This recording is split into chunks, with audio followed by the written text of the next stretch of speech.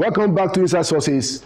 You remember I had started this discussion on the Nigerian police and its relationship with the Nigerian people. And my guest, who is also returning now to continue this conversation, is the leading Nigerian historian on Nigerian police. So I'd like to welcome back to Inside Sources, Professor Kemi Rotimi. Prof, you're welcome back. Thank you. All right, so, just for us to continue the conversation. So let's take it to state police. This is one issue that many of the voices, both in the political scene and outside of the political scene, say that, look, we have to consider the option of state police at this point with the current crisis. I just want to open this discussion today with what's your own view on state police and how we can make it work, because you have studied the Nigerian police for a quite considerable period of time. Prof. As I said in our last encounter, we are not about to create state police. We are about to recreate policing at other levels apart from the central level. Because before Abraham, Jesus was. In the First Republic, before it collapsed, the principle of federalism undergirded policing. That was why, apart from the MPF, you had the native authority police forces in northern Nigeria and also in the western region, whose nomenclature was later changed to local government police forces. So we are not about to create state police, no. We are about to recreate. The thing to ask is, why were they abolished? But if you are not going there yet, I can say authoritatively that while it lasted, the local government and native authority police forces rendered service in respect of the primary duty of the police. Prevention of crime, when that fails, detection of the criminal and bringing the criminal to justice. They did a good job of it. And that was community policing par excellence. In the matter of political engagement, yes, there are their challenges. But as I've said, the longest chapter in my book is about police and politics. And the dynamics, the considerations are varied. And what applied to the native authority police forces in the matter of political involvement still apply to the Nigeria police personnel now. All right. So your view is that we haven't. No, sorry. It's not a new thing. But if you look at just trying to deepen it, that comparative analysis that you started in the regions. The way it was managed then, that the federal police still sort of superimposed on whatever was happening in the regions. And I don't think that the NA authority, which was in the north, I don't think it was as prominent as it was in the west at that time. Okay, you have actually mixed it all up, but I'll help you. Okay. In the north, the better known police was the native authority police. That's my point. No, wait a minute. All right. Now, in the west, that was where you had this quote and unquote contention for space by the native local government police forces and the Nigeria police force. And the background to that I already given. It all started in late 1940s in Oyo province when G.A.V. de Beausert, whose photograph adorns the back of my book, the viewers can see, there's the man who changed the picture in Oyo province by provincializing the police forces within that province into Oyo provincial police force. And that pattern was what the Awolowo government met and expanded to cover the whole of the region. In northern Nigeria, from cradle to grave, the Nigerian police were outsiders looking in. The best they could do was to serve as advisors to the native authority police. Fortunately for me, at least one of those NAP advisors is still alive, is the oldest surviving Inspector General of Police that we have now, Alhaji Aliyu Atta, Okay. And by the grace of God, and Allah willing, it will be at my forum, which I'm convening in April, on this issue of deregulation of policing in Nigeria. It's a 5-day interactive forum. And the likes of Aliyu Atta, we have either the first day or the second day to give their reminiscences of the kind of service they rendered as NA police advisor. What that word meant, in reality, equally advice on training, some aspect of discipline, but not control. No way. So the control was retained by... The control was with the native authority. Which is like the local government. Yes. And this even happened across the country? No. In northern Nigeria. In the West, the moment any police in our province were provincialized, the influence of the local government councillors, who included the chiefs, waned. But the Ibadan chiefs were perceptive enough to tell G.A.V. Dobosea, you are going to make us pay the piper without dictating the tune. And you are right on the just for context. So what year was this? Around what time? This story that I just told you, 1947 was 43 to 47 was when that provincialization thing came up. But I must stop to add that if the coup of 66 had not taken place, Ahmad Bello had gotten interested in the provincialization scheme of the West. And he was going to provincialize the NA police forces in the North, because many may not know it.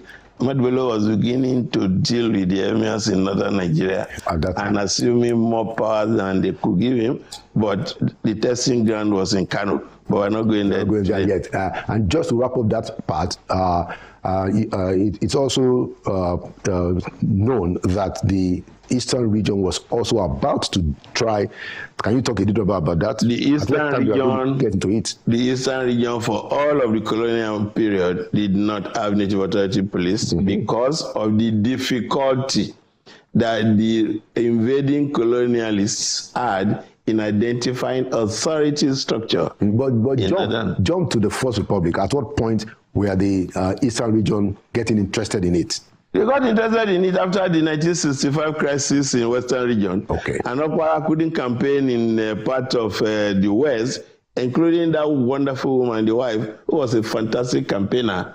When they saw her and saw the effectiveness of having police of their own to contain, quote unquote, invading political unwanted elements so Okpara got interested and was going to create invading from the west to invading the east, from the east. Invading from the east to the west, outside. I mean, when I say invading now, NCNC UpGuard then wanting to campaign in the Western region, which was controlled by the NNDP and MPC alliance.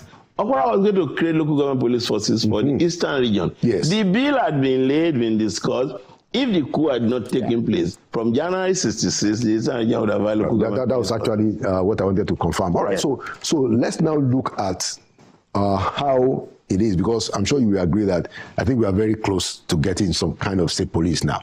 But the major fear of most people, even including myself, who advocate for state police, is how are we going to manage a situation where the governors will not abuse the powers that we have over state police? What's your view on this, Prof? Very easy. Oh, interesting. I said last week, but now I have the opportunity to elaborate. Any governor who has control over the police in his state during the pendency of his governorship, which at the maximum can be only for 8 years, is a fool. He has only one prayer to say: to die in office. If he does not die in office, everything he uses the police while he's in office to do against his opponent will be used against him. And I repeat, the police owe loyalty to governments of the day. And it is not for nothing. Because they didn't create themselves, and they are not the ones who decided the outcome of the election. A man as has been sworn in as governor. They are obliged to work for him. Occasionally, for those who get emotional about the governor, either from family ties or membership of secret court or for political affiliation, overreach themselves. They occasionally suffer. But once that regime is over, they are, they are still there. The police are there. So the new man comes, sir, and he salutes. And the next instruction, just give the instruction, he obliges. And we don't have to go far to appreciate this fact. Since 1999, we have had only the Nigeria Police Force. Haven't you seen what has happened in states? There are former governors who can't go to their state today. I mean, there was a jamboree in Port Harcourt yesterday, and blah, blah, blah, blah. Was that the way it has always been? Okay. When the equation changes, so it behoves an incumbent governor to be decent. And I insist, you cannot legislate for decency and self-respect, or the other thing expression that I like to use. Now, when you abuse the power that you're very temporary, if there is any beauty about Nigeria's current constitution, especially at the executive level, it is term limitation. However nice you may be, 80 years, it will end. Okay, Prof. So quite a few things that I want to get your views around that. So we have a situation where you find out that governors, when they are leaving, they have a very keen, almost desperate desire to put in their godson. And we have quite a few of the tensions all over the thing. Now, based on what you said, I guess, could that be one of the reasons why you see that level of desperation to make sure that, look, when I'm out here, there is somebody that is within my control that will be continuing the affairs. But more importantly, why putting that at the back of your mind? Don't you think, or how do you respond to the idea that if we can develop some other means to do some check, some separation of the powers between the governor and other institutions of government or society on the police? Because quite a lot of people are thinking around this. Are you saying that that is of no use, Prof? Nigerians, when I listen to them talk, especially those who enjoy visibility on television screens, pontificate about what they know next to nothing about. Dry law, late Professor Emeritus Jalai. I was very close to him because it's in dry law. Which prophet was that again? Jalai, David Jalai. Okay, yeah. Jalai, Professor of law. Jalai, yes, Jalai. So it's Jalai. Yes. So it's not Jalai. It's not Jalai, it's Jalai. Jalai. Now, dry law. You can codify anything, write anything in the rule books. Operation of the rule, of what is in the rules, is what is important. It's true. You can't legislate for decency, and you cannot legislate for obedience to the law. You have written the law, beautiful. Implementation. When it concerns policing, I have told you, many people do not know. Policing is about investing one man with state authority to affect the freedom of another. Even in the matter of crime control, the criminal wants that freedom to be able to commit a crime. The policeman, so the policeman's business is to catch him. Catching him means inconveniencing the man. And many do not know when you talk about bribery about police. Oftentimes, it is even the criminal that starts the process of bribing the policeman, But we're not going to go into that this afternoon. Now, misusing the police is a risky game. Don't just try it, but you need that determination from within you to show that you're a decent person. To control yourself. I'm not going to name names, but cast your mind back 1999 to now. How many governors have planted successors, and what has happened between the successors and the predecessors? The one that is most topical, most raging, Rivers. The one that is next to it, Kano. The one that is Kaduna, actually. Kaduna closer to the river station than Kano, but Kano is also brewing. And if you know anything about Kano politics, when the Maokata they go mad, they really go mad. So we are praying for them. If there is palaver between Kwankwaso and his successor, it hasn't really. I see your point. Now that it has not escalated doesn't mean that we don't know that it is brewing. But the Kaduna one is already there. Yeah, so planting a successor is wishful thinking, you know. Because you have no way of controlling the successor. The successor accedes to power. And like one late Inspector General of Police told me when I discussed the matter, he said when the man has acquired power, it's a different ball game. Similar like Fubara. Why the campaign last year, Osuke was doing all of the campaigning. The guy was just following. Now, similar like I said, the jungle has matured. And we are seeing the evidence of the jungle maturing. Presenting a budget to 3 members of Assembly. We don't want to go into that. No, we're not going into that, but just saying that planting a successor, if you extend it, and therefore expecting that the police you created and whom your successor has inherited will still oblige. No. It's not true. Whatever your successor directs them to do, it doesn't even to direct in that manner of, hey, you come and go and kill X. No. A law will just be created. Contravention of what do they call this thing? Land Use Act or building code, building plan. The place will be demolished. So police supervising the thing. Interesting. Then you're shouting. Very, very, very important point. I must tell you, Prof, about the fact that it's only 8 years. You know, but of course, you know, like they say in Yoruba, you know, which means that before the damage will have been done. Before you get rid of the evil one. But it's still a useful thing in terms of hoping that people can restrain themselves. But let's move it to something different now. So when we have state police, is it also, do you think is of any use if we are able to also do anything to affirm the place of the state assemblies?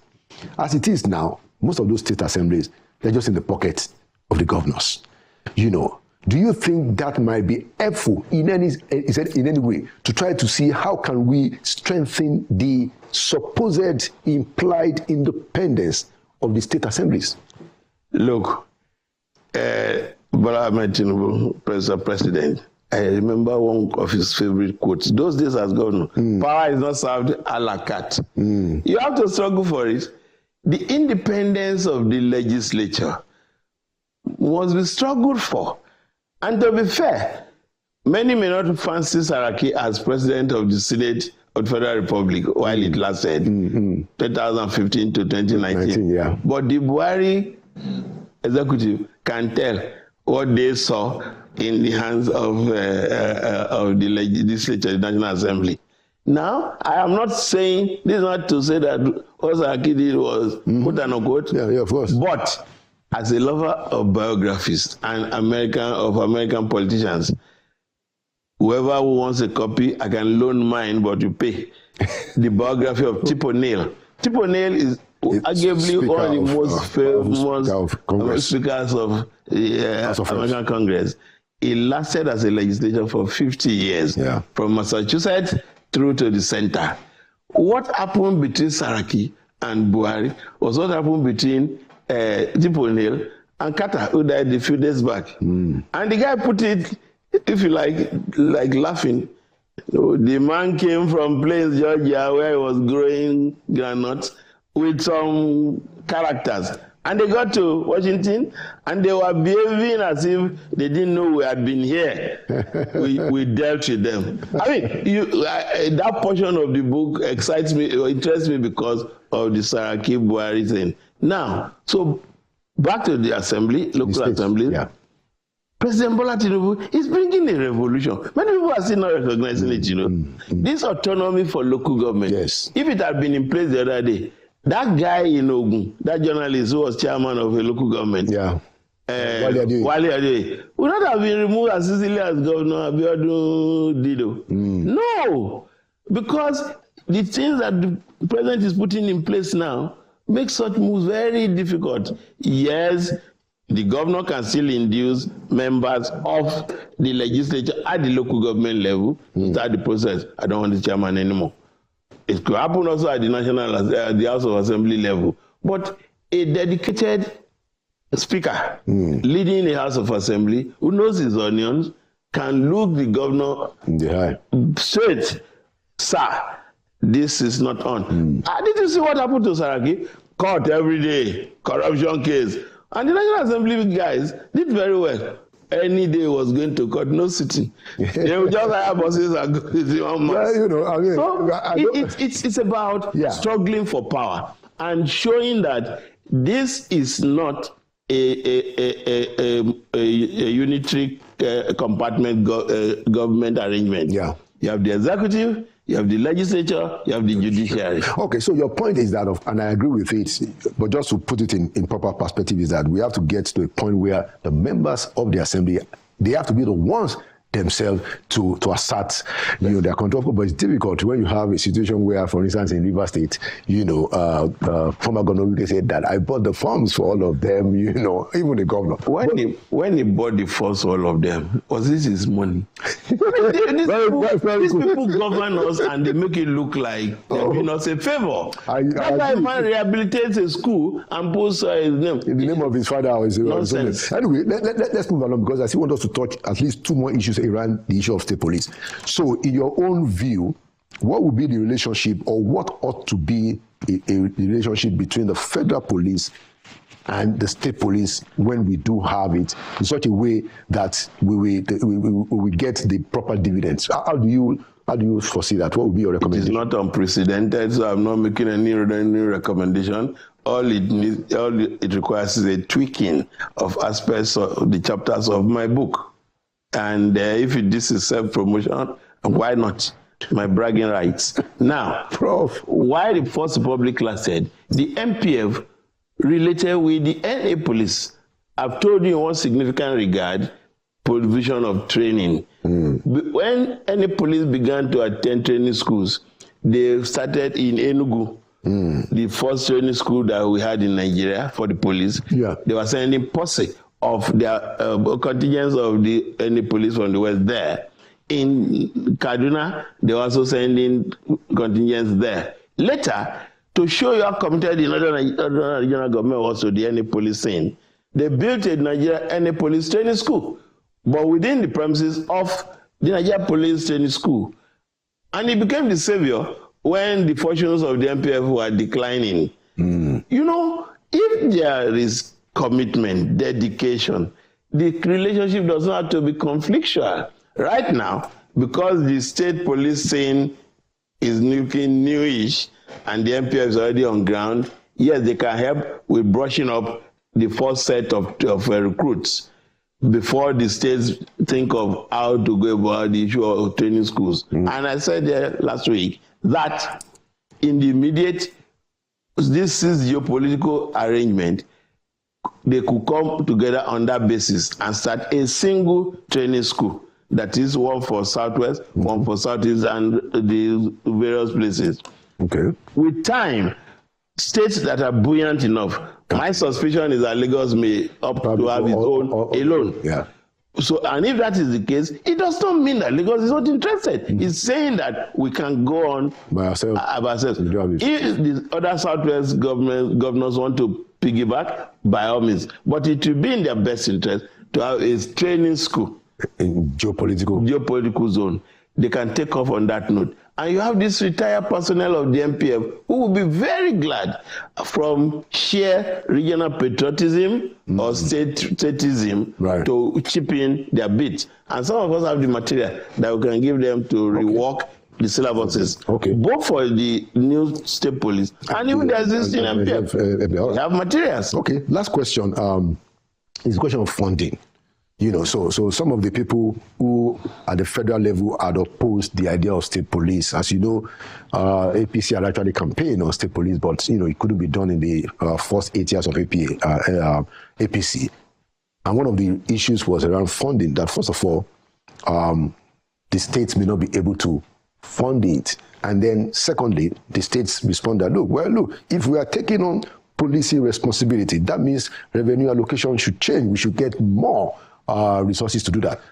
How do you settle the matter in your view? What would be your... Very simple. Again, without meaning to be President Tinubu's campaigner or how do I put it, a praise singer, the man is putting certain things in place. What is known to all of us now is that the revenue that goes to the state has improved. The share of the FAC, the cash, the raw cash, has increased.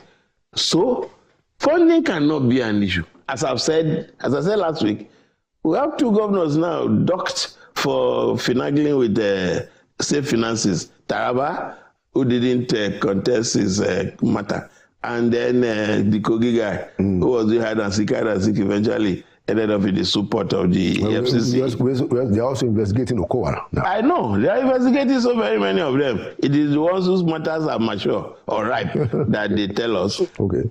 The point is that no state lacks the money to run state police because they are already rendering assistance to the Nigeria police force. So you don't think that we should tweak the revenue allocation formula to give the states more because of state police? You don't think so? The revenue allocation has already been tweaked. When you start and you can present a case to the federal authorities as to why you need more, you will be listened to. But not this thing about howling, rejecting everything that the suggestion is made. No, why are not my colleagues? Who has the tendency to reject anything? No.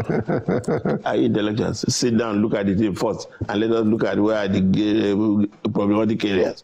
So any state can run state police if they get their acts together and cut wastage. Yeah. A man comes to the office and appoints 1,000 and something aides. Whether he pays them or does not pay them, it is scandalous to even have that kind of a thing. Where you have commissioners, you have the civil servants. I mean, yes, the number of those human beings are like evil servants, yes, but they're there. So, but when you have this retinue of aides, idle, and that's the word. So you can conserve resources because to own police, if you do not feed them well, if you do not train them well, if you do not provide the accoutrement and the materials they need, you have only created armed bandits in uniform. Thank you so much. And you ended on a very strong note, and I do agree with you entirely that we need to maybe when we have next opportunity, we talk more about that. We need to deal with the problem of welfare for the police. What we have right now is very poor, and you give a policeman a gun, but you don't pay him decent wage. So that will be our next topic when next I'm able to grab you. Thank you so much, Professor Kemi Rotimi, leading historian on Nigerian police, and thank you for your contributions. And we'll be looking forward to all the other things that you have to do around the police, because I know that you are actually an advocate for some very useful reform. You are invited to my forum. Yes, and I will be there. And you take place soon. Thank you so much.